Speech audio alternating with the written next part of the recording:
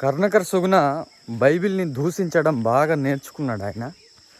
Bible మీద, బైబిల్లో ఉన్నటువంటి వాక్యాల మీద ఎప్పుడైతే విరుద్ధంగా మనం మాట్లాడతామో మనసులలో నెగిటివిటీని మనం పెంచుతామనే ఒక ట్రిక్ని తెలుసుకొని ఎప్పుడు చూసిన బైబిల్ మీద, యేసుక్రీస్తు దేవుని మీద పడి ఏడవడం బాగా నేర్చుకున్నాడు. ఎందుకంటే మరి అలాగైతేనే బతకగలం మనం భూమి మీద అంత లగ్జరీగా. ఇంకో మాట ఏంటంటే, ఆ బైబిల్ని బట్టి, ఆ వాక్యాలని బట్టి కరడు కట్టినటువంటి దొంగలు, భయంకరమైన కిరాతకమైనటువంటి వ్యక్తులు, కిరాతకులు చూస్తేనే భయపడతాం. వాళ్ళ దరిదాపుల్లో కూడా మనం చేరడానికి భయపడతాం. అంతటి దుండగులు దేవుని వాక్యాన్ని బట్టి, దేవుని వాక్యాలను బట్టి, బైబిల్ని బట్టి మారిన వారు ఎంతోమంది ఉన్నారు.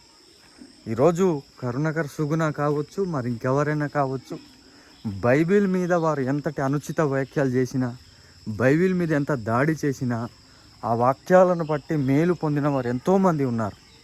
ఆ వాక్యాన్ని బట్టి దీవించబడిన వారు ఎంతోమంది ఉన్నారు. ఎన్ని తప్పు నెట్టినా, ఎన్ని మాటలన్నా దేవుని వాక్యానుకున్న బలము, ఆ శక్తి ఏంటనేది అందరికీ తెలుసని ప్రభు పేరిట మనవి చేస్తూ ఈ మాటలను ముగిస్తున్నాను.